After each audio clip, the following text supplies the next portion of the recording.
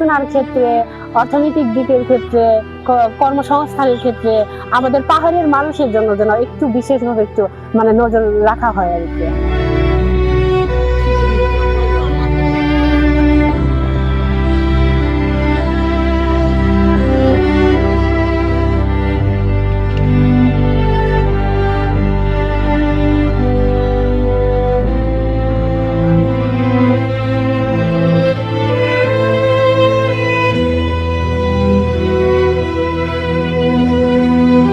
আমরা পাহাড়ের কাছাকাছিতে থাকি, মানে দেশের যে যাবতীয় সুযোগ সুবিধা থেকে আমরা মানে বঞ্চিত বলতে পারি কিনা জানি না, কিন্তু আমরা ওই সুযোগ থেকে অনেক দূরে থাকি, অনেক দূরে।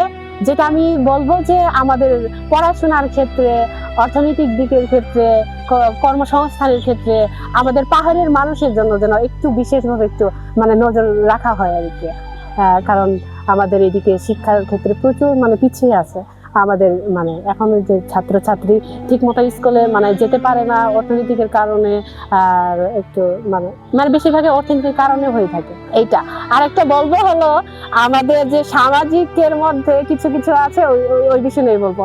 যেমন ধরেন আমাদের এই যে আমি এই মন্দির স্কুলে ক্লাস করাই, এখানে আমার মন্দিরের অবস্থাটা ওই রকম ভালো না, তো মানে এরকম যেন আমাদের ধর্ম প্রতিষ্ঠানের দিকে একটু বিশেষভাবে নজর রাখা হয় আর কি।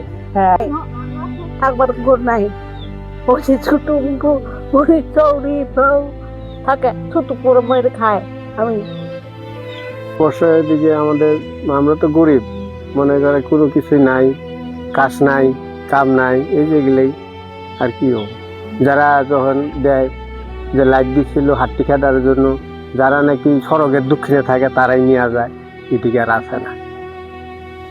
উদ্দেশ্য হইলো আমাদের এটা গরিব এলাকা, পাহাড় এলাকা, গারো এলাকা, মানে গারো পাহাড়। আমাদের অনেক সমস্যা আছে, গরিব মানুষ বেশি। তারপরে আপনার রাস্তাঘাটের সমস্যা আছে, যেমন নদীর মতো রবার দাম আছে, আপনি নদী ভাঙ্গে নিয়ে গেছে অনেক মানুষ, মানে বাড়িঘর নাই, দেখতে মানে কিছু দেখে গেছে রাস্তাটা কোনো কাজ করে নাই, কিন্তু অনেকেই ভিটা ছাড়া হয়ে গেছে।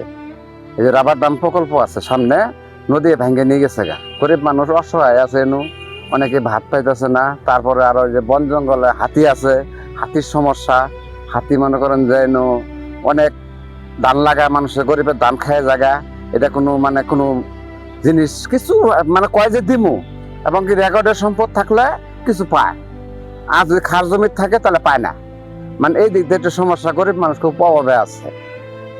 আমাদের এই নতুন সরকারের কাছে 1 নম্বর চাওয়া পাওয়া রাস্তাঘাট দিবে। বৃষ্টি বাদলার দিন আসলে আমরা বিভিন্ন জায়গায় কোনো চলাফেরা খুবই মানে দুর্ভিক্ষ।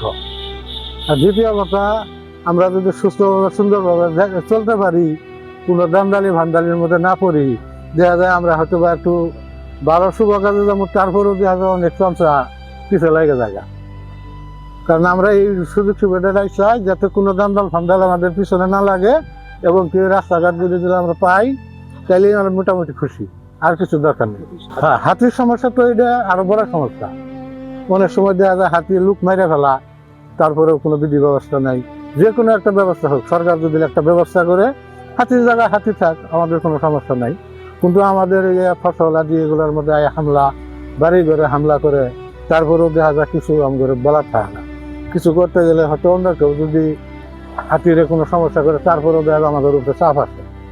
এই চাপগুলি যাতে না আসে, গুরুত্বপূর্ণ কিছু খাতে সুন্দরভাবে এটা একটু খেয়াল করে, তাহলে মনে পাহাড় এলাকায় আমরা যাই হোক কোনো রকম চলতে পারি। শিক্ষা, কৃষি, স্বাস্থ্য, পর্যটন, যোগাযোগ, বিদ্যুতায়ন, গুরুত্বপূর্ণ কিছু খাতে আমি চেষ্টা করব সংস্কার আনার। বিশেষ করে কৃষি এবং যোগাযোগের ক্ষেত্রে নালিতাবাড়িতে অনেক উৎপাদন এবং অনেক সংস্কারের প্রয়োজন।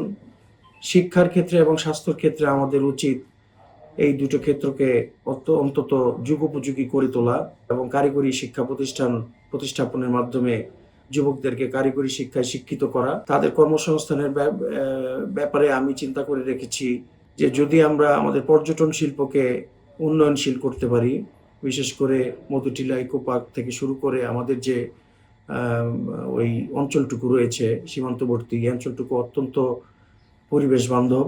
শুধুমাত্র হাতির সমস্যা রয়েছে, যেটা আমরা ইতিমধ্যে আলোচনায় তুলে এনেছি জেলা প্রশাসনের মাধ্যমে, উপজেলা প্রশাসনের কাছেও আলোচনায় তুলে এনেছি এবং এটির সঠিক সমাধানের লক্ষ্যে আমরা কাজ করব।